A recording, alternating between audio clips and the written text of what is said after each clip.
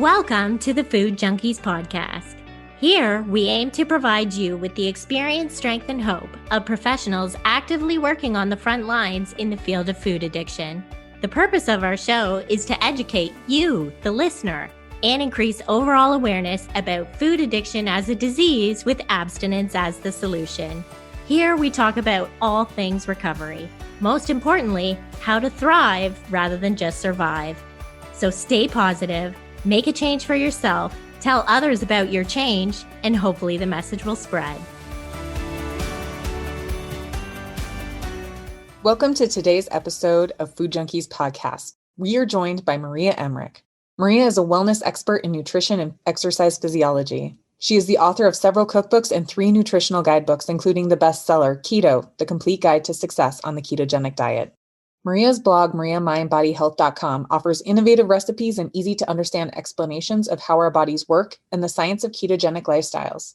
She also runs a support site for getting all your questions answered, keto-adapted.com. Maria's success stems from her passion for helping others reach and sustain optimal health through programs and education that work on a personal level. She understands the connection between food and how it makes us feel inside and out. After struggling with her weight throughout her childhood, she decided to study health and wellness so she could help others who are discouraged by their appearance and do not feel their best.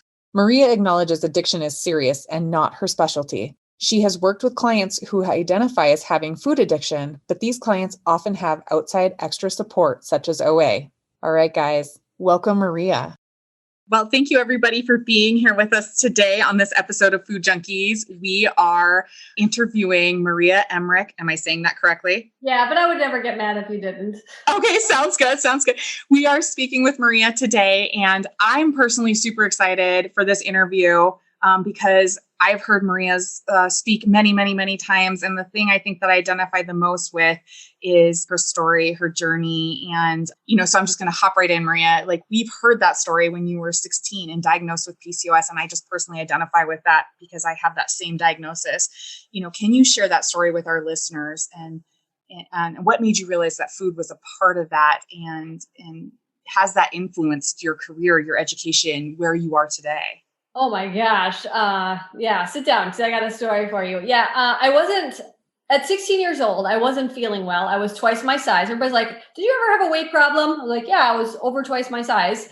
I was told that I had PCOS, which is polycystic ovarian syndrome, which is basically a type 2 diabetes that affects female fertility. I also was given an acid blocker because I had acid reflux really bad. I think it's funny that people don't want to address that dairy and gluten cause that, but whatever. I also had IBS, which is irritable bowel syndrome, and I had depression pretty bad. And so I was given 3 different drugs at the age of 16. And what kind of upsets me is that the doctor said it was the cards I was dealt, that it was nothing I was doing wrong. But let me tell you, I worked at a coffee shop where I got to drink free mochas all day long, and I did. And I would go there before school to make the scones and the cinnamon rolls and muffins. And then after school, I went back to work there, and whatever didn't sell that day went home with me. And so I made sure to make extra cinnamon rolls that morning because I loved them. I was definitely that's what I ate. I was a sugar fiend. I was a carb fiend. I'm not, what do they say? A moderator. I eat way too many when they're there. I would eat the whole box. And I did. I went home with boxes of them. But as fate had it, that very same week, I had to take my beautiful golden retriever to the vet because she was losing patches of her hair. And the first question the vet asked me was, what are you feeding her? And I was like, doctor never asked me that. And I went home and I started feeding my dog the raw, it's called the barf diet, which I think is a terrible name, but it's like a raw beef diet. And her hair grew back with a vengeance. And I was like, wow, there's really something to this. And I changed my diet. And with my background of PCOS, weight loss was very difficult, but the depression went away that same week. I became a totally different person. And when people in high school see me now, or I'll see them at a reunion or whatever, or on Facebook, they're like, who are you? Because, you don't drink alcohol anymore. You don't smoke anymore. Like, who are you? You're just like a totally different person. I'm like, food changed me. Food changed me, and it can change you too. So would you say, obviously you were saying you were unable to moderate. So would you classify yourself as like a sugar addict or a carb addict? And is that what influenced your move into the keto world? Absolutely. I mean, I don't know. It's hard to say that like everybody is a sugar addict, but I think if you let it happen, it can happen. Because I've talked to a lot of people like, I don't remember sugar being a big part of my adolescence, but then I got to be an adult and I just, the sugar, it just snowballed into this huge issue. I mean, yeah, when you look at the brain chemistry, I think that we all have, if we let it, we can become addicted to sugar. But yeah, I didn't eat to live. I lived to eat. I did. At breakfast, I was like, what am I going to have for lunch? At lunch, I was like, what are we going to have for dinner? Like it was always something on my mind. And to think that I got to free myself from that and start living my life, I feel like I wasted so many years of my life being plagued by food. But yeah, I was definitely an addict. So then you feel when you switch to the keto diet that those obsessive thoughts about food started to be removed? Well, absolutely. Because, when we're constantly eating sugar and carbohydrates, what happens with your blood sugar is it's going sky high. And even when it's high, if it starts to come down, which it does, what goes up must come down, even if it's still really high, like you go to a Chinese buffet, right? And you're like stuffed full with rice and sugary sauces and egg rolls, all of that goodness. You're stuffed. But like maybe an hour later, like, oh yeah, I can have some ice cream. It's not because your blood sugar is low. It's because it's coming down. It's not because your stomach's empty. It's because you're messing with your blood sugar. And what freed me from that constant feeling of food or wanting food or thinking about food was stabilizing my blood sugar. And that's why I know like all of you have freed yourself from this, because when it's like this, you're like, you'll get hungry, but you no longer get hangry where you want to like, just push everybody aside to get to lunch.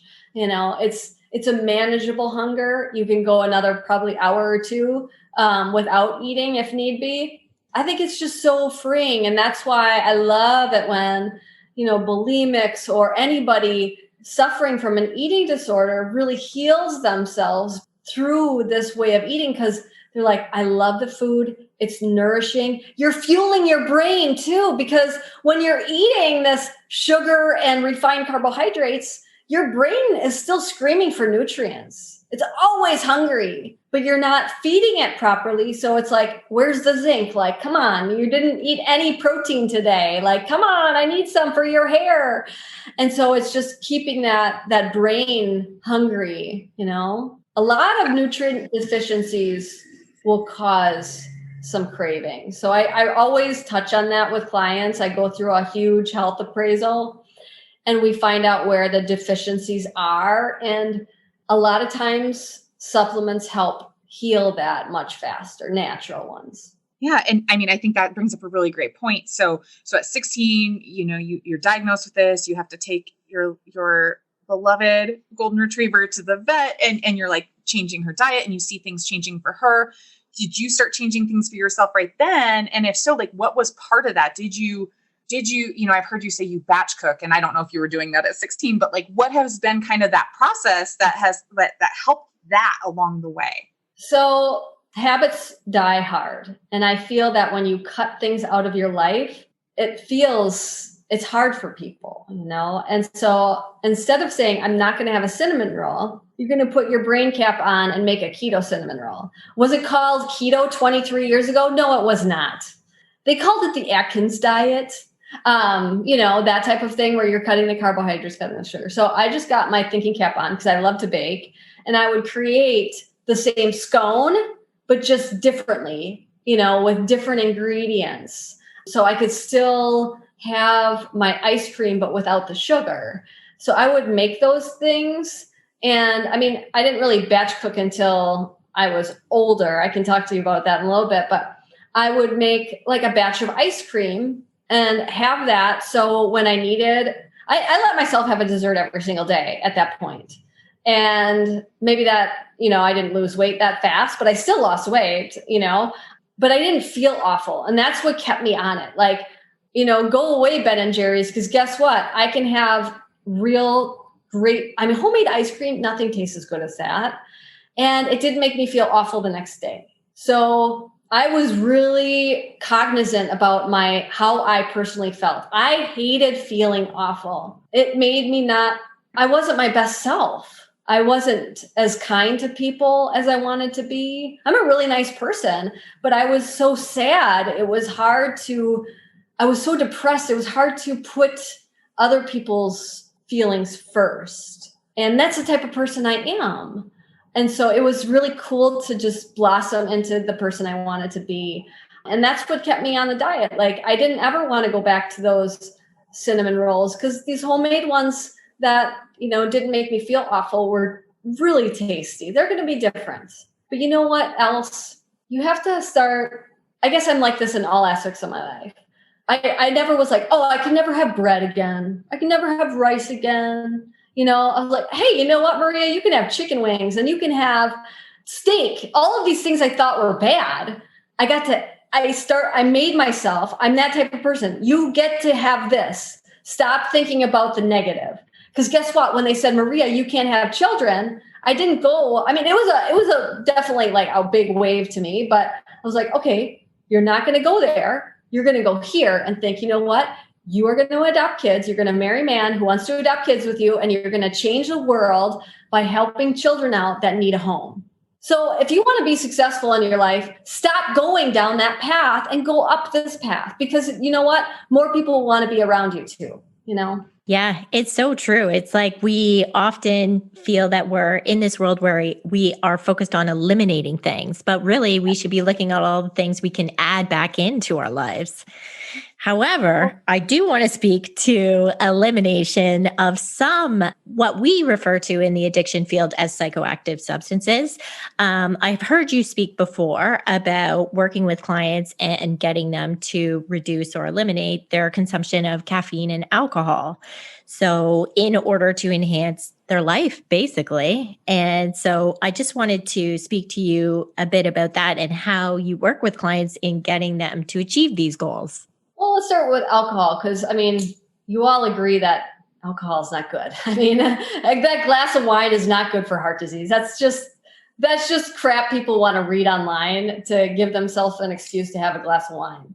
But we know that alcohol turns into sugar. It does. When alcoholics give up alcohol, they turn to sugar. They're the first ones that recognize that too.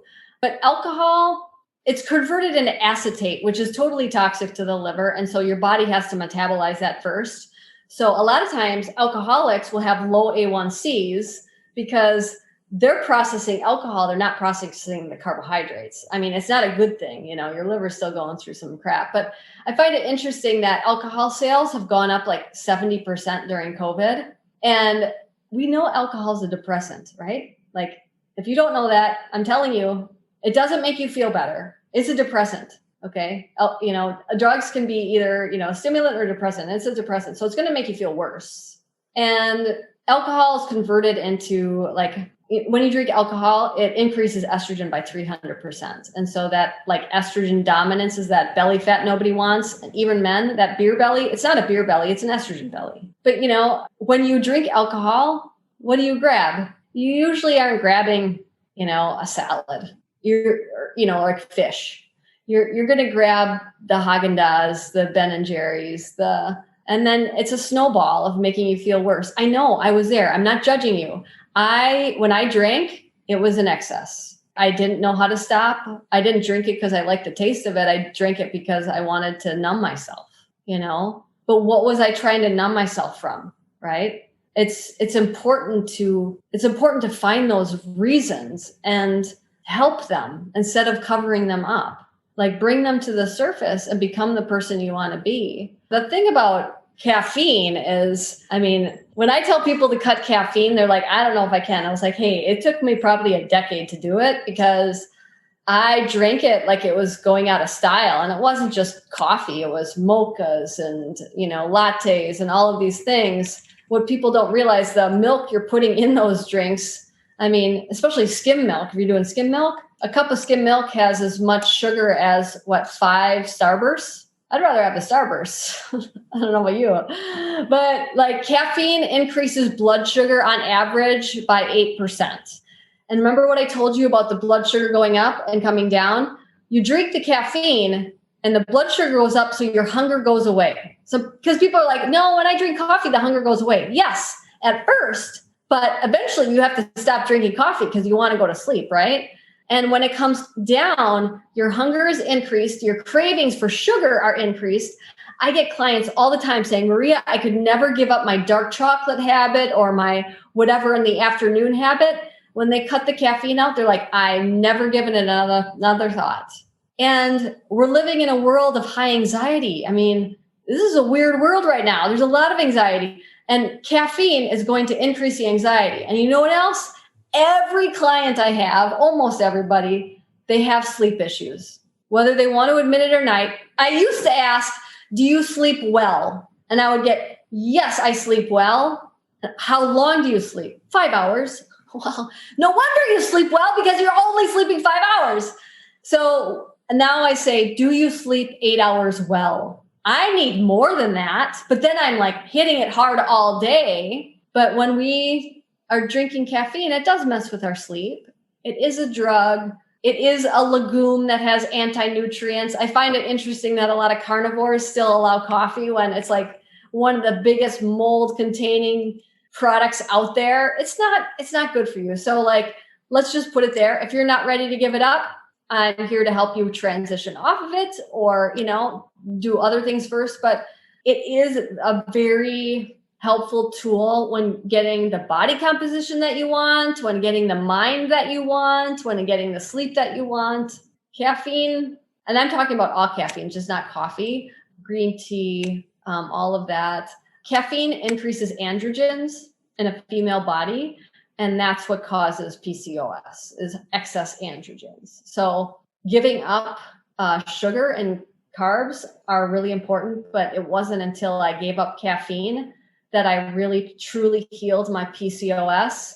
And by then my fertility was like shot, So, and that's okay. I always made that decision that we were going to adopt children no matter what. So, but a lot of women, they want to have their own kids. And if you were really serious about it, give up the caffeine, Yeah. And I think that this is just to piggyback off of that. Sorry, this is kind of a one-off question is, you were saying, early on, you would kind of recreate the scones, the cinnamon rolls, the whatever, the ice cream. Do you recreate the coffee, so to speak, or the alcohol, so to speak, somehow for yourself or for the clients that you work with if you're trying to transition them off of those things? When it comes to caffeine, are you familiar with an Americano? So, a cup of coffee has 200 milligrams of caffeine. A shot of espresso has only 50. Okay. So an Americano is a shot of espresso with hot water. So honestly, it tastes better than coffee. And this is what I did. Okay. So I went from coffee to an Americano, the shot of espresso with hot water. So I was going from 200 milligrams of caffeine to 50. And then I switched to a decaf Americano. And the reason why I don't like decaf coffee is it's made with a chlorinated filtration process. And chlorine is really bad for our thyroid and our liver. And that's when you look at depression and anxiety, you should look at the health of the liver because most of the time there's liver damage. And you can heal that through different things. But part of it is you don't want to have chlorine in your diet. That's why you don't want to drink tap water, things like that. So then instead of a decaf coffee, do the Americano. And then you can do decaf Americano because espresso is made with the water filtration process, which doesn't have the chlorine. So then you're getting even less. I mean, even decaf has caffeine. So let's not fool ourselves. So that's going to have a lot less caffeine, but a little bit. And then all of a sudden you're like, I don't need the caffeine. I want something warm in the morning. And you can go to like herbal tea. Now I'm really into cold therapy and I haven't had anything warm to drink in probably 10 years. I don't know. So I'm really into ice therapy, cold therapy. Everything is cold, cold, cold. It helps make your mitochondria more efficient. Thank you so much for that. It just something you said just kind of sparked that in me, because I see a lot of advertisements for like the mushroom coffees and the keto friendly alcohol beverages, that kind of thing. And I just wondered what your thoughts were. Yeah. I mean, alcohol is alcohol. I mean, yeah, a pina colada, you're getting 400 grams of sugar right there, plus 400 calories. So I would go from that, not 400 grams, sugar, but it's 400 calories and, 80 grams of sugar, maybe. Going from that to like a dry farm wine, sure. But to say that you're going to have the depression go away, have the body composition you want, heck no. Especially, the majority of my clients are postmenopausal women, and that weight loss is very difficult. Or people with PCOS. If you want to have a glass of alcohol, it's not going to happen. Your weight loss, I'm sorry to tell you. So keep it to special occasions. Don't make it a daily habit. Don't make it a weekly habit. Habits are hard to change. So like, if you're like, oh, I'm going to have just a glass on the weekends, I don't know. Don't tell me to have that with sugar either. Like if you say, oh, Maria, you can have your Ben and Jerry's on Friday nights, I'd be off my diet for good, So I would say if you need a glass of alcohol, keep it for special occasions, New Year's Eve and maybe your birthday, but I wouldn't give it a weekly thing. No pass there. Yeah. And I think that brings up another really great point, to kind of swing our line of questioning with you, is, what advice do you give to those clients that you have, where they have food pushers, they have, oh, come on, one isn't going to kill you, those kinds of pushing. What advice do you give them to work through that, to move past that, to stick to these new habits they're trying to build? Oh man, when you tell people you're cutting sugar out, watch out, because your mom's going to make you your favorite pie. It happened to me, but I guess I'm a stubborn German girl. So when someone tells me I can't do something, watch out, because I'm going to do it. Oh, you can't give up sugar. Really? Is that a dare? I'll just take that to the nth degree, but I know not everybody's like that. So if you're a people pleaser, it's hard, because telling people that you're on this journey, you would think that people would support you and encourage you, but maybe you just want to tell the right people, like work with people like, one of us, that will encourage you and keep you on it, because at work, those people don't care about you most likely, and they want to sabotage you, and they're going to have the candy jar right in front of you. So you might not want to bring attention to those people on what your diet is. Otherwise, if you do, and they do push it on you, you could say, you know what? I have an illness and I can't have that, because PCOS is an illness. Diabetes is an illness. Type 2 diabetes is an illness. Type 1 is an illness. Like rheumatoid arthritis, if you have pain, that is an illness. If you have Hashimoto's, that is an illness. You don't have to tell them what it is. Just say, I have an illness. I can't have that. And I did actually do that, because I did have a lot of food pushers. And so I lied. I said I had a gluten allergy. And this was back, well over 20 years ago, where people didn't know what gluten was. So they're like, well, crap, I can't make anything for Maria because she's allergic to it, And so they didn't. And so, if you have to, just say, yeah, I have some food allergies. I can't have that, but I really appreciate that. And you know what? If they get that upset because you don't eat their food, that's about them. That's not about you. Get over themselves, right?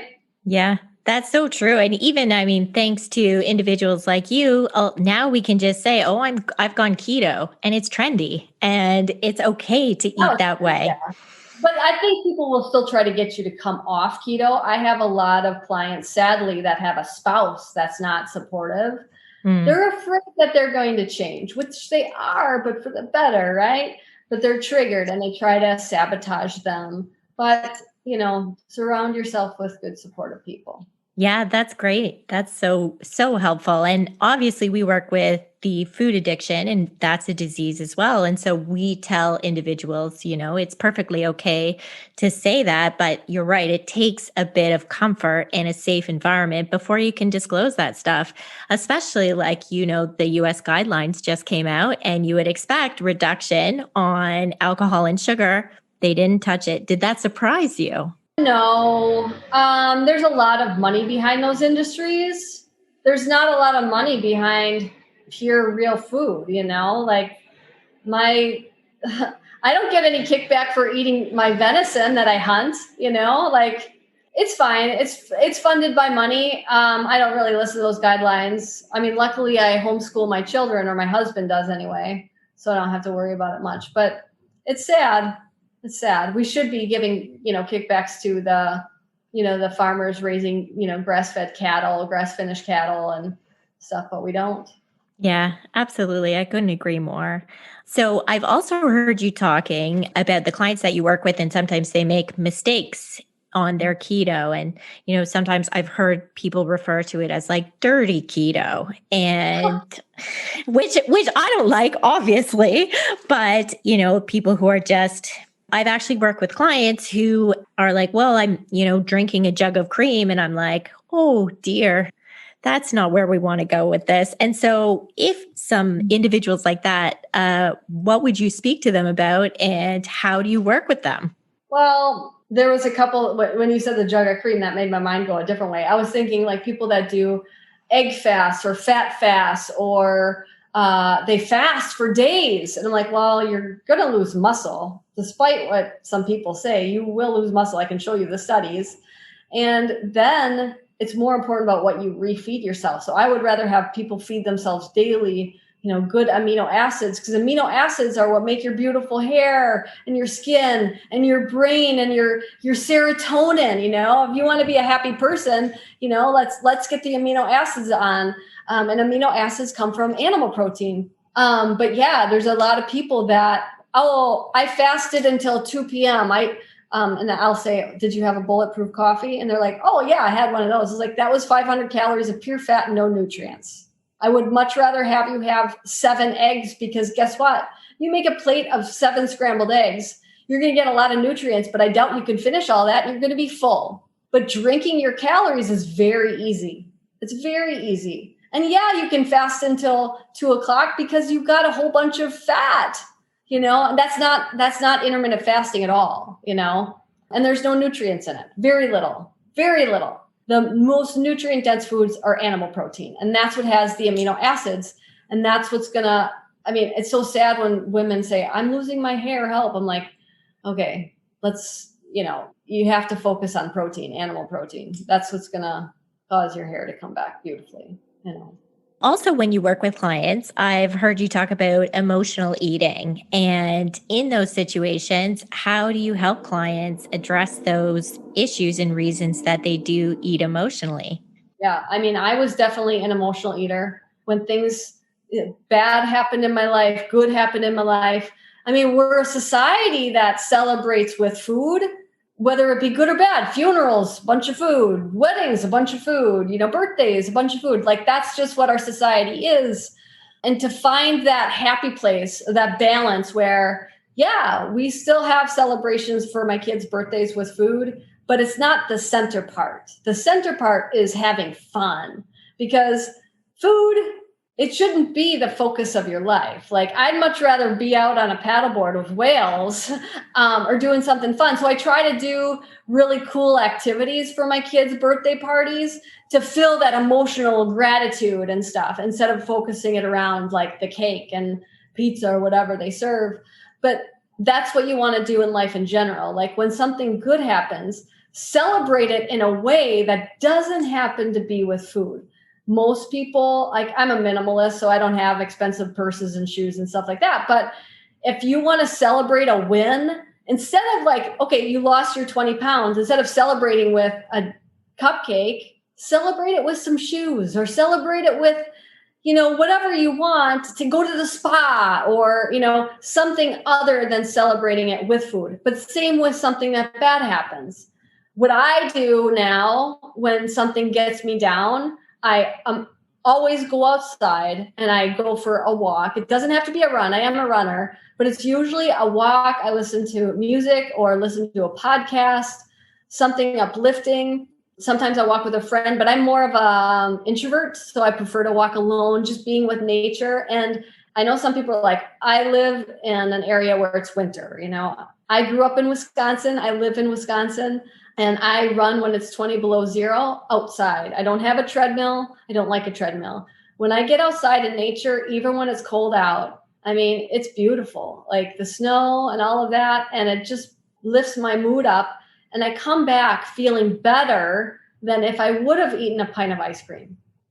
Food, think about it. When you do go towards the French fry or whatever, do you ever feel better? No. So you have to start writing that down and remember, not you guys, but, in general, all of you listening, write it down. If you can't remember, write it down. So the next time, you're going to go do that, be like, no, I'm going to go walk with Jennifer or something like that, or whatever it is. Do something that's going to really actually boost your mood. Do something for somebody else. Like lately, I see a lot of homeless people. Lately, when I'm feeling down, I like to make some keto food and hand it out to them. And you know what? Nothing makes me better than having my kids do that with me and teaching them not everybody has what you have, and you need to be grateful for what you have. So doing things for other people, I think, would be a better mood booster than the ice cream would ever be. I think that's such a great point.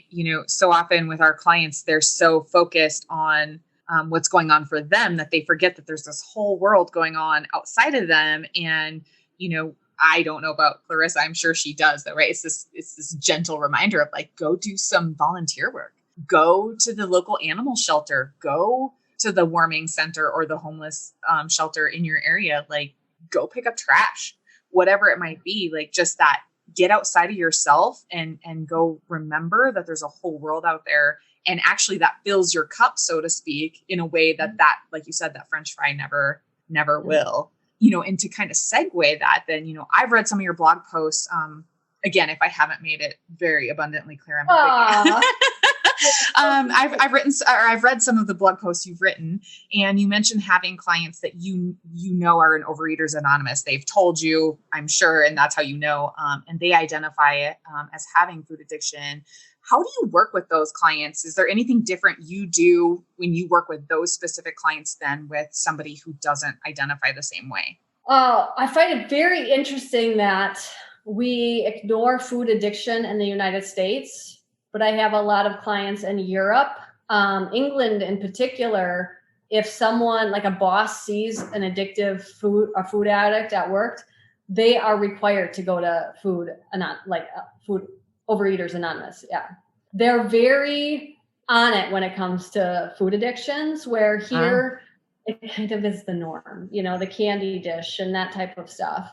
But yeah, having them have a sponsor, whether it be me or somebody else, is really important. And what I like to do, I like them to grow so much that they become a sponsor to somebody else. Because think about Alcoholics Anonymous has a huge success rate, because once you become sober, whether it be with alcohol or food, you become a sponsor to somebody else. And that helps you feel the need to stay sober or stay, food addicted free.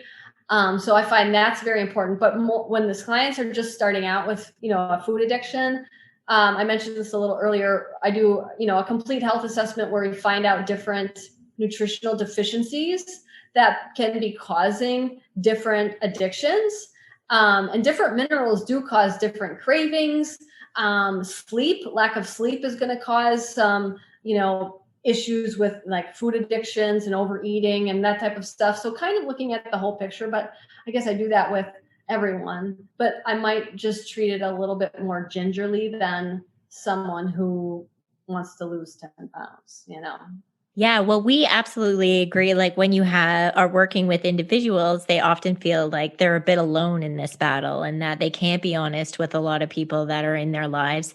And so we always encourage joining a recovery community of some sort. And I'm wondering what you offer your clients in terms of like supports, resources, and for anyone who's lucky enough to get to work with you. Well, I have keto coaches that I train. It's like a keto college.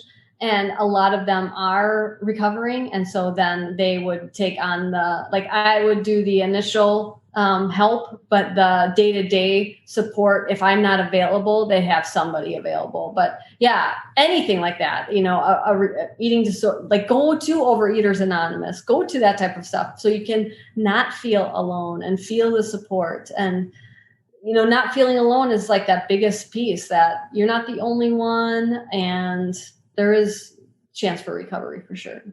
Absolutely.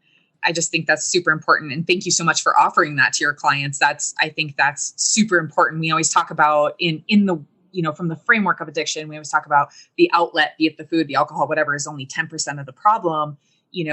40% is like the recovery management, but 50% of it really is that supports. It's like finding our people. Like we kind of speak a similar language.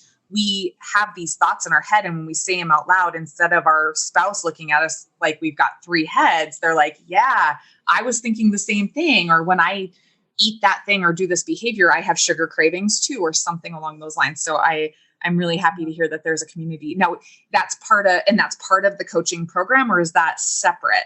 Well, if someone has a food addiction, I would just incorporate that. It's not Gotcha. like you have to click this button to say you're a food addict, that would just come up in conversation, and that they need that type of support.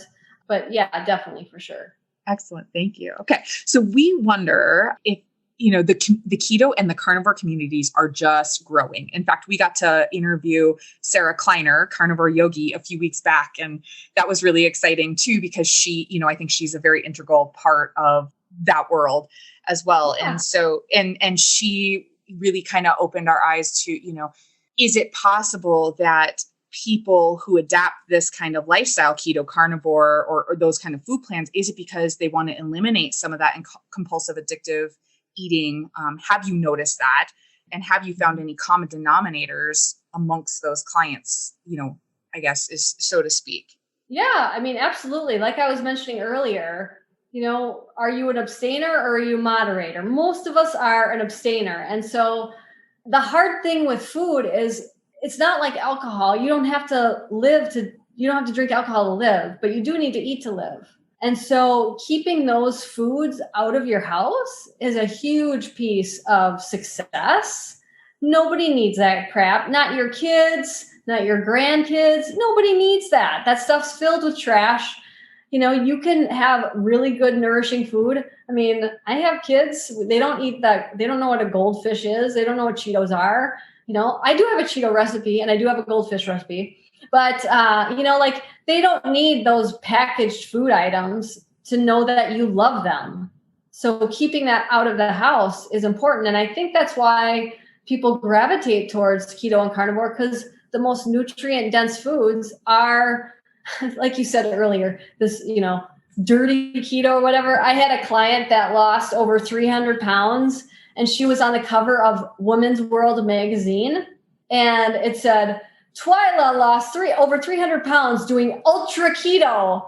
And it talked about my recipes and stuff. And I was like, ultra keto, it's just real food, But I thought that was really funny. But being an abstainer, I think, helps people. Like, are you going to really some people will overeat still on keto and carnivore, but it's so satiating. It's so filling. I love my parents, but my mom, whenever I made my flourless chocolate torte for Christmas a couple of years ago, because it's my husband's birthday on Christmas Day. And she took a bite. She's like, oh, this is so rich. I could only have a bite. I was like, do you know what I do? Just because this food is very satiating and filling. I'm all about constructive criticism. I can handle it. But if you're just being critical to be mean, it's not cool. But I do tend to I used to look at my Amazon reviews of my books, especially early on.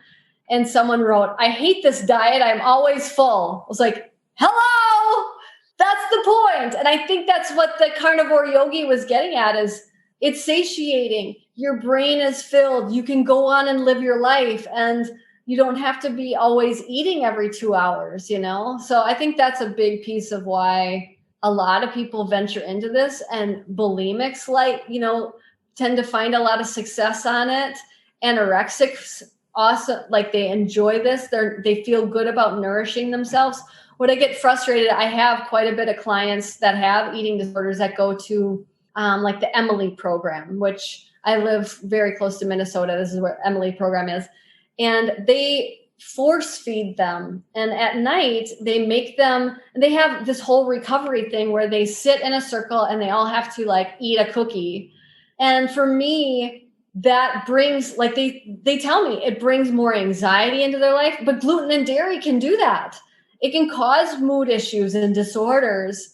And so to force them to eat this food, they don't want them to have any forbidden foods. And I'm like, yeah, how about we just, feed them nourishing foods that is not only fueling their brain, but their heart and their soul, and not giving them anxiety. Like, I don't know. I don't really like that idea of not having forbidden foods. I have forbidden foods and I'm totally okay with that.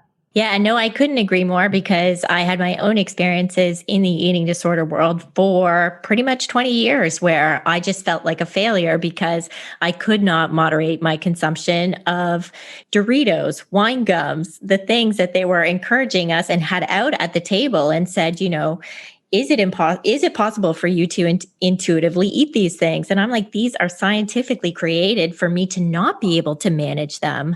So there is a book called The Dorito Effect, and it's talking about how all of the foods that we now have in the world have been stripped of their nutrients. Like grandma's chicken noodle soup will never taste like grandma's chicken noodle soup because the celery doesn't have the nutrients from the soil that it once did, that gave it all this flavor.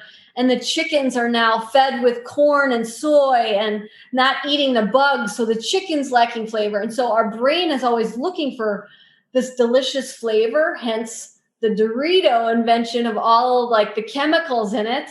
Nobody needs that crap. And we shouldn't be pushing that on somebody that has, a fear of those foods. We should just teach them to fuel their body properly. Yeah, I actually think we should all be afraid of the Dorito.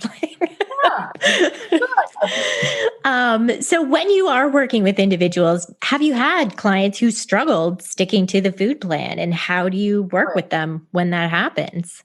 Yeah, especially during the holidays, it's really, really, it's difficult. And I talk to them about, what triggers you? What is it that when you see it, like you need it? Because guess what? I probably have a recipe for you. If it's cheesecake, whatever it is you saw at the Christmas table, I have a recipe for you. And finding out what those triggers are, finding out if it's a person that triggers you, knowing what your triggers are is going to set you up for success. Because cheesecake was a trigger for me. Like if cheesecake was on the table, if there was not a keto option, I was going to grab the sugar one. So for me, I would always make a sugar-free, a keto cheesecake. And even if dairy was an issue for me, that's why I wrote 6 dairy-free books. Even though I knew that I wasn't going to feel the best on it, I would much rather have the keto cheesecake than have the sugar-filled cheesecake. So like little things like that. And I asked my son the other day, I said, does it bother you how much mommy and daddy work? And he said, no, I know that you're helping people and they need you more than me. I said, no, they don't. No, they don't. You're the most important, but it's true. Like I work nonstop. If I'm on my paddleboard, if I get an email from a client, you better be damn sure I'm answering it. I always do. If I'm not sleeping, I'm there, but I really enjoy it though too. So what would be the best way for our listeners to find you?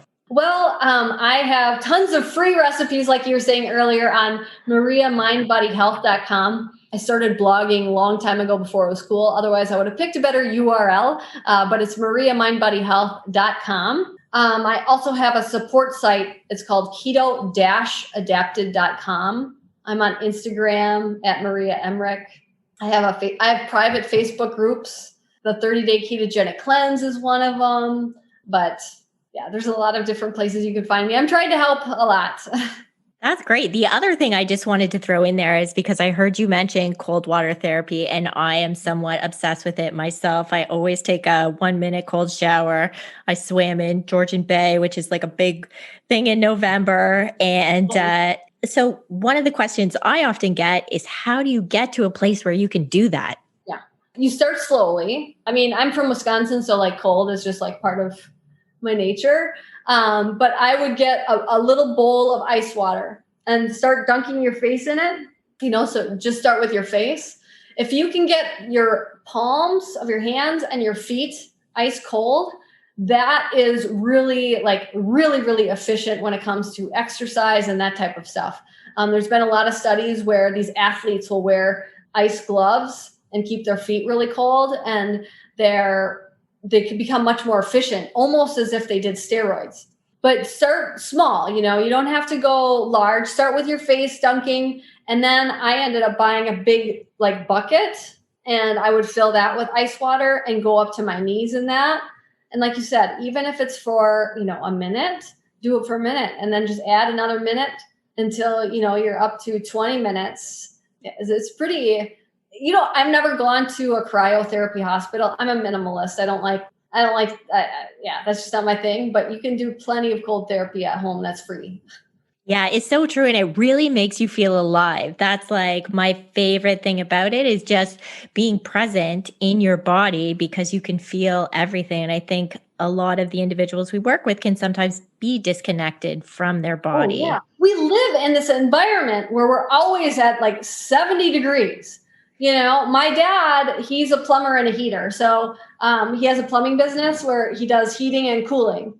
And I find it funny, learning about, we live in these environments where we're never hot and we're never too cold. We're always at that 70 degrees, and getting really hot and getting really cold is very important for immune system.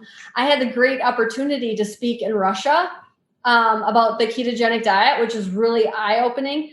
They send the children in elementary school outside without hats, gloves, or anything, because that boosts their immune system. It's not child abuse. It's keeping them healthy. Yeah. And it makes so much sense. I think that we need to get outside more often, not just to get to our car. And I don't have a car. Oh, yeah, nice. Woohoo! Yes. What's so interesting about the cold immersion therapy, though, too, is that when I work with clients, I like to use DBT skills sometimes, right? And one of them is, one of the tools is temperature, intense exercise, paced breathing. And the temperature one, we always talk about ice water, getting your face in the ice water, getting really cold, because it helps with that vagus nerve response, right? So when we are just overactivated, be it because of the food or life stresses, we are so go, go, go these days, right? And then that's going to make us eat, right? That's going to, for those of us that walk in this world, that's going to make us eat or make us drink or whatever. That, I love it. I'm going to look more into this too, just a whole immersion therapy piece of it. That's so interesting. Thank you for sharing that. All right, Maria, this is our signature question. I'm going to reword it a little bit for you though, because I think you brought up a really important set of terms that I think we should use more often too, is that abstainer moderator kind of feel to it. So if you could tell a younger version of yourself something about abstaining or moderating the foods, the alcohol, whatever, and then, the recovery piece, what would it be? I had a different thought of how I was going to answer this, but you just said something that really triggered me, that we live in this world that's just go, go, go, go, go. Stop saying yes. Don't stop glorifying busyness. So be okay with saying no. Don't always say yes to people. If it's not going to fit into your lifestyle, if you're going to say yes to somebody, but guess what? You're not going to have time to cook dinner for your family or take care of yourself. If you would have wanted to do this podcast 2 hours ago, I would have said no. If you would have said, Maria, you have to do it at 8 a.m. Hawaii time or nothing, I'd be like, no, not doing it, because guess what? That's when I run outside. That's when I take my time outside in nature. And I'm okay with passing up on something like this or work. If it's, I'll work with a client while I'm running on the beach. If you could record it while I'm running like this, I would do it. But stop the glorification of busy, where you have to say yes to everybody and your neighbor if it's not going to fit in with, if it makes you feel good, if you're giving to others, if it's going to drain you, you got to say no to some things, and it's okay. And I wish I would have done that, and I would have taken care of myself better, because I think that's how it all kind of conglomerated, that there was just too much going on in my life and I didn't take care of myself. Yeah, I just love that, because I heard somewhere when you say yes to someone else, you say no to yourself. And we got to flip the script on that and start saying yes to ourselves and make ourselves a priority and our loved ones and looking after ourselves. Yep, just like on the plane ride, they tell you to put your mask on first, and then you can assist others. And it's really true. I'm a better mother when I take care of myself too. So true. Well, thank you so much for joining us today. This has been such a delight to have you. And, I just want to let the audience know that you messaged me to say happy birthday. And I was like, it would be the best birthday present if you would do a podcast with me. And you said yes. I was floored. I'm like, oh, she's so approachable. I love her. This is so wonderful. And I just want to thank you so much for that. Oh, I'm grateful for you having me on. And I do. It's one of my things. Like, I love to say happy birthday to people because I think as adults, our birthdays aren't a big deal anymore. Or like, I turned 40 this year and I was like, like it was COVID birthday. Yeah. Like everybody, nobody remembered it, which is fine. But I think those little like, hey, happy birthday. I hope it's great. Like, I think that's it's just fun to try to surprise people that way. Yeah, it meant a lot. Mission accomplished.